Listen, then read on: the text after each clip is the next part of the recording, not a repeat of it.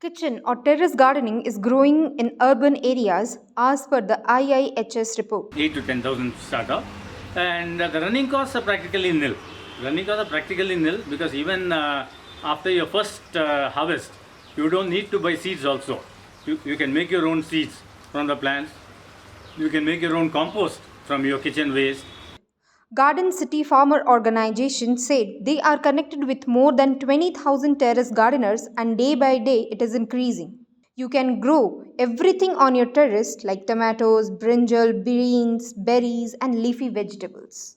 Knowledge dissemination by the government should be there, and availability of all the inputs in one roof is very, very important. I have a lot of mulberries and Suriname cherries and cranberries, phalsa, four of each.